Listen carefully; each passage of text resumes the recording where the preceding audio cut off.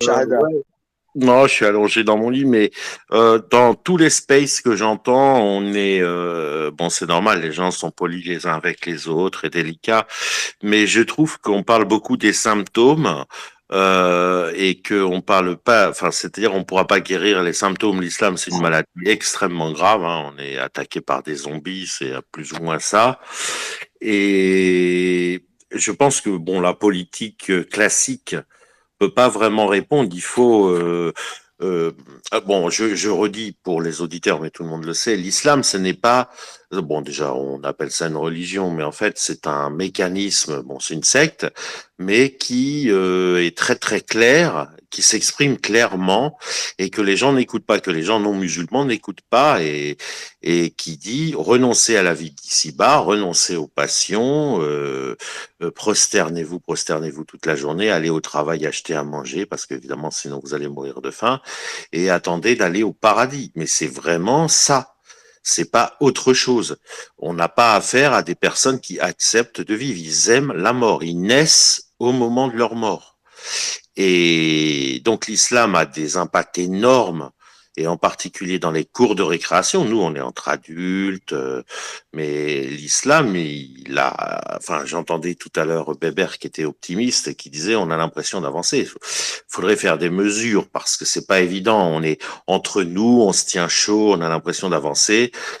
Mais il faudrait calculer le nombre de vues. Hein. Majidou Kacha en fait quand même plusieurs millions, par Non, mais exemple. on fait pas de vue, mais on est moins ici présent et Samia qui était dessus et moi et on était.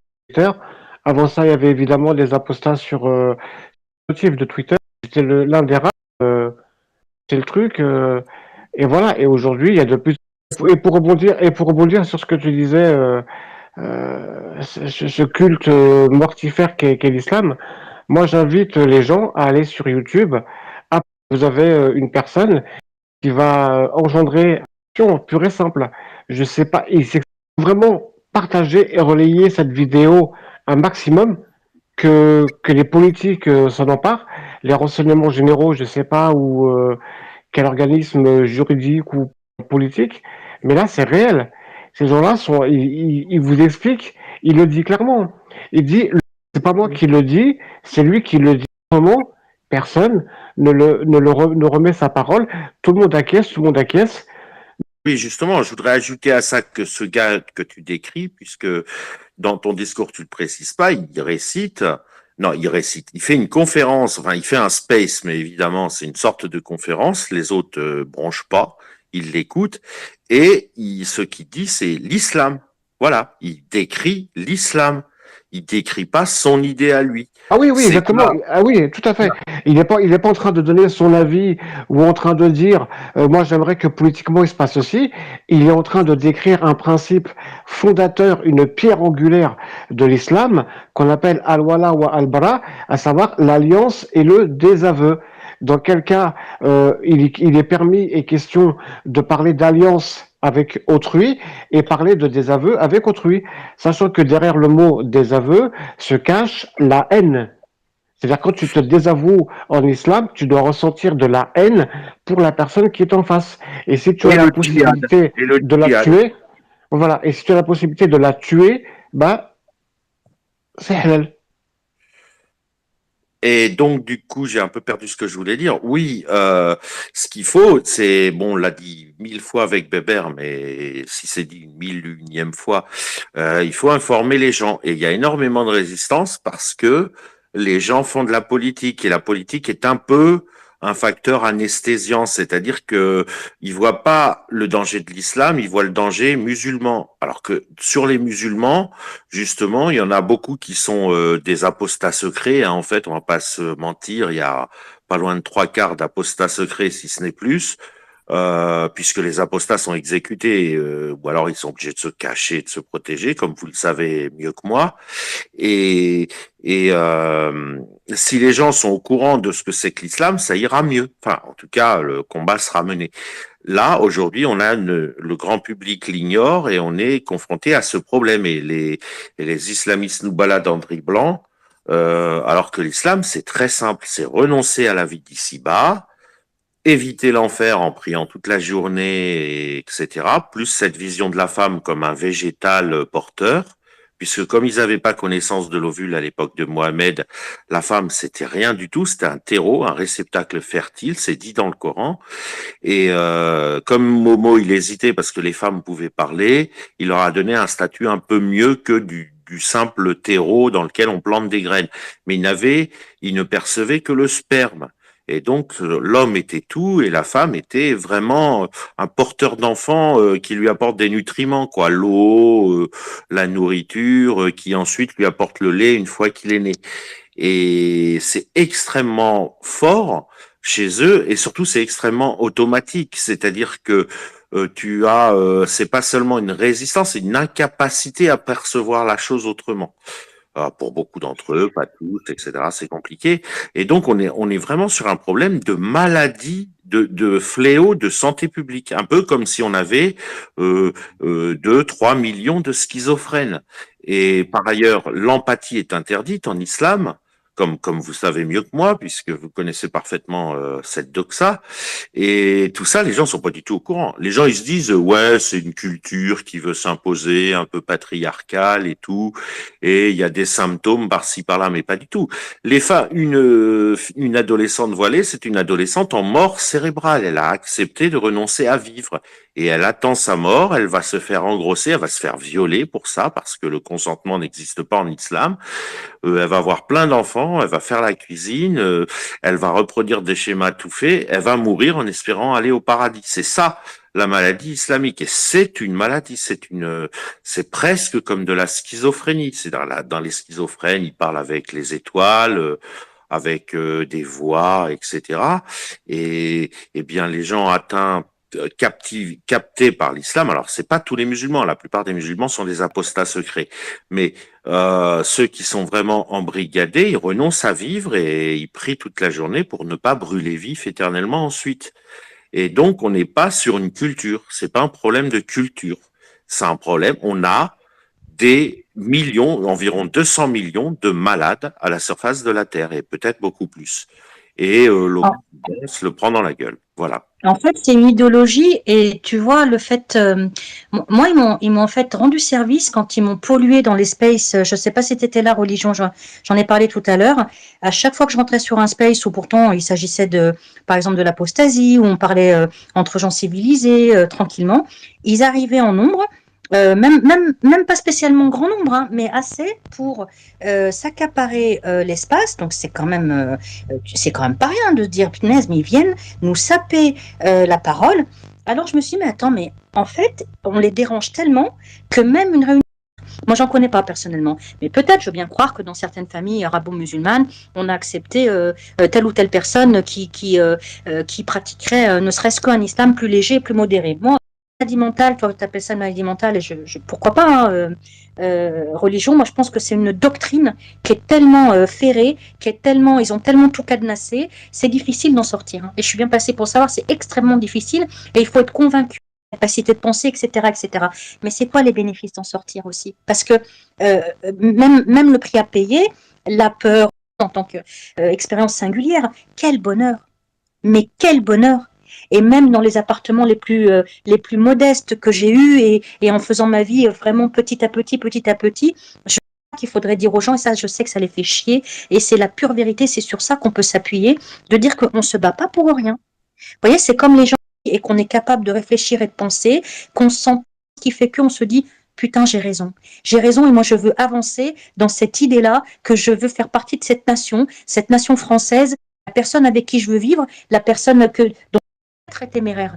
Et je suis devenue même une proie à un moment donné. Ils ont tout fait pour moi. Pas focus sur le positif, sur ce que ça nous amène, nous en France, mais dans le rôle tunisienne, dans vos souliers. Samia, tu parlais de conditionnement. Je ne sais pas si on le voit parce que moi je le vois pas, mais peut-être vous le voyez dans les posts, un tweet. C'était marqué Des artistes, des journalistes, tant pour avancer. Nous. Je ne sais pas si on le voit parce que moi je le vois pas, mais toujours un analyse, produire.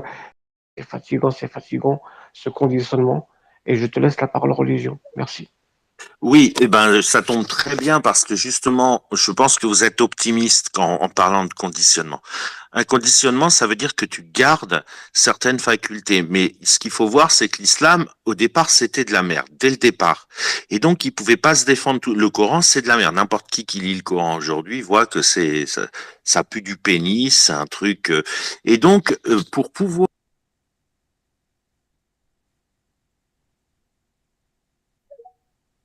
Ah, ça a coupé, moi j'entends plus avec religion. tout un tas de mécanismes cérébraux. Ah, attends, religion, ça a coupé. Il faut, religion, ça a coupé.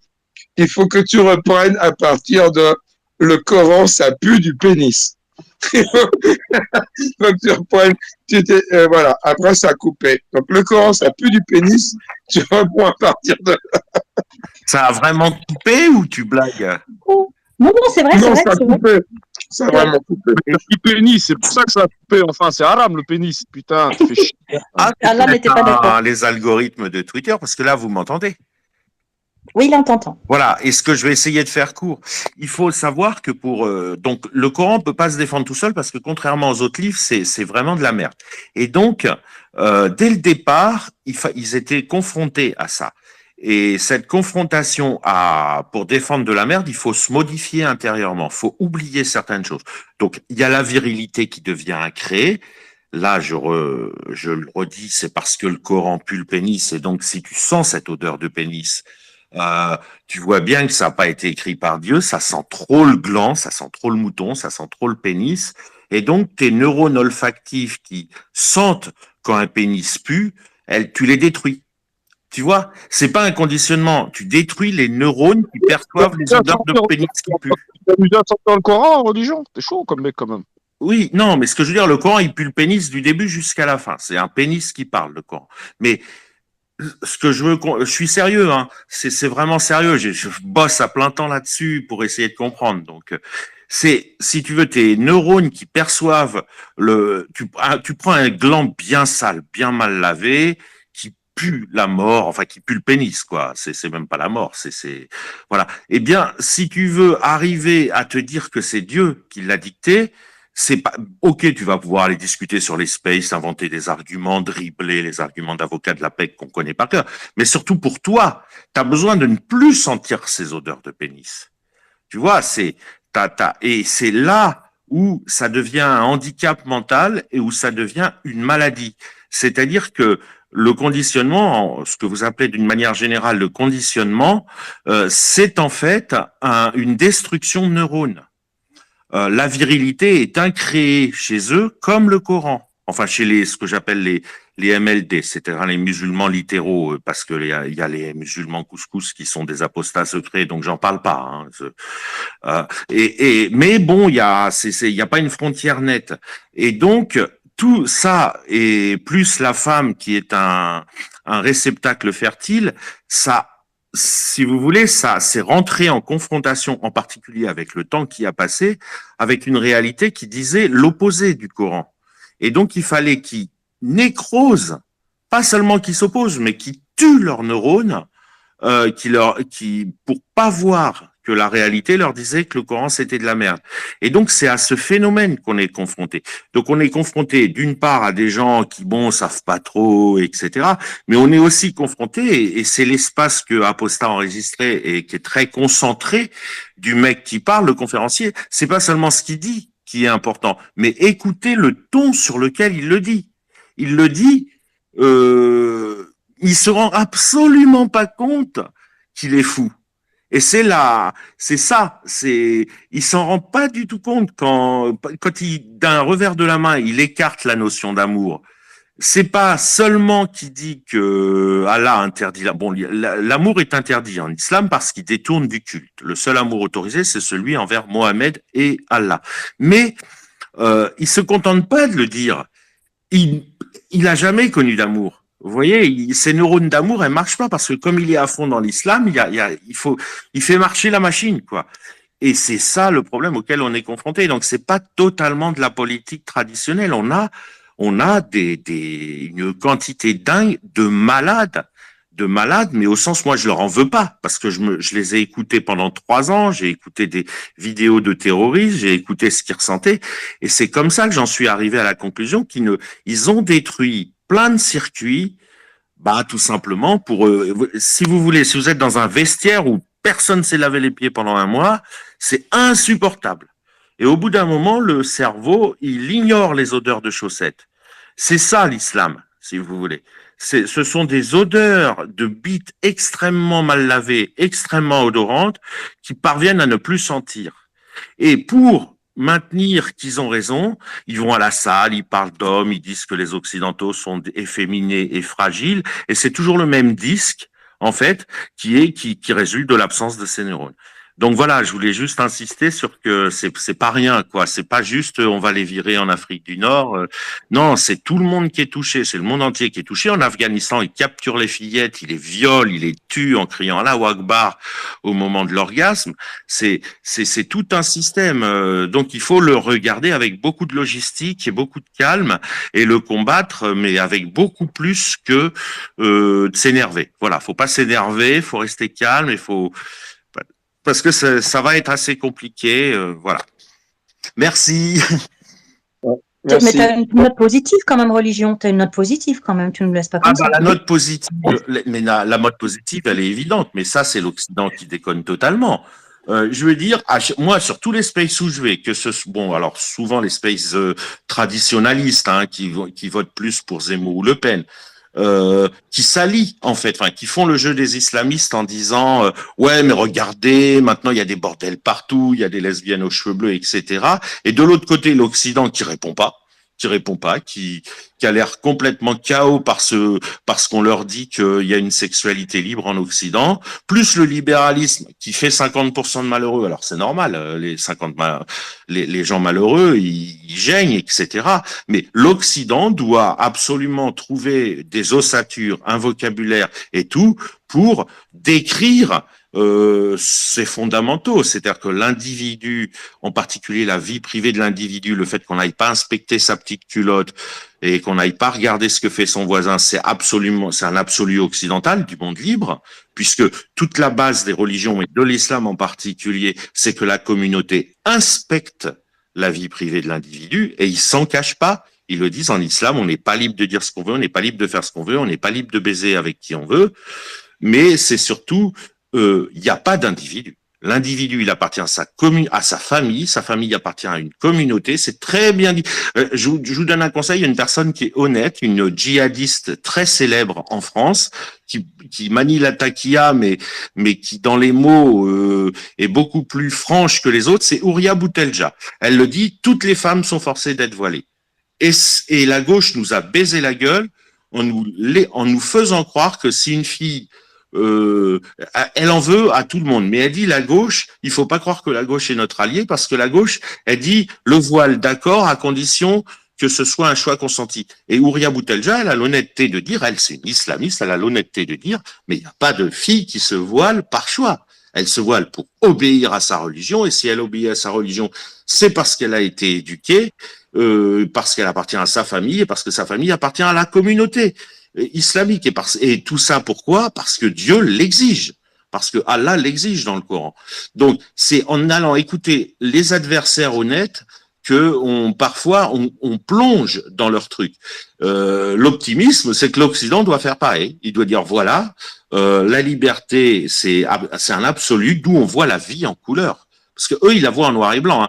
Hein. L'islam, c'est honneur des honneurs. Et d'ailleurs, l'autre jour, il y a un mec qui a fait un lapsus dans un space, il a dit « Ouais, tu parles du bien et du mal. » J'ai dit « Non, je parle de l'honneur et du déshonneur. » C'est-à-dire qu'il voit tout, pour vous dire une erreur que fait Allah dans le Coran, enfin, une erreur que fait le Coran en prétendant être dicté par là, il dit « En vous brûlant vif, je vais vous humilier. » Le mec, il n'a pas compris que quand tu es en train de brûler vif, c'est absolument pas de la vexation que tu ressens.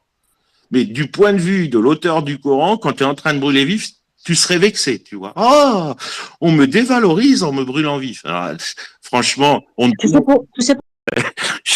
voilà. Bon, j'ai fait un tunnel, et vous voyez, vive en noir et blanc. Vexation, honneur. Vexation, gloire, honneur.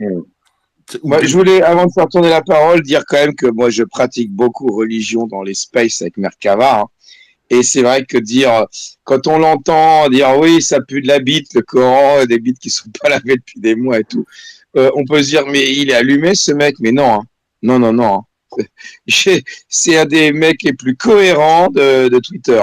À mon, quand tu connais l'islam et que tu écoutes religion, il n'y a pas un faux pas, il n'y a pas une erreur dans ce qu'il dit. Tout ce qu'il dit est exact en fait. C'est pas un mec complètement allumé qui parle de bite. Hein. Non, non, non, non. Attention, c'est quelqu'un qui sait de quoi il parle. Il sait très bien de quoi il parle. Et tout ce qu'il dit est vrai et cohérent. Voilà, parce que le Coran, c'est l'islam. L'islam, si tu veux comprendre l'islam, faut pas t'éloigner du trou du cul de plus de 10 cm, 15 cm maximum. Si tu t'écartes de plus de 15 cm du trou du cul, t'es plus dans l'islam. L'islam, c'est autour d'un trou du poil. C'est un trou, du poil autour et ça pue. C'est ça l'islam. Faut pas s'éloigner de ça pour comprendre cette religion. Ouais. Vous voyez? Pour élever un peu l'idée, Koufre, moi je pense que ce qui gangrène terriblement les communautés qui sont sous cette emprise de manière totalitaire, parce que c'est ça, hein, l'islam c'est quelque chose d'extrêmement totalitaire.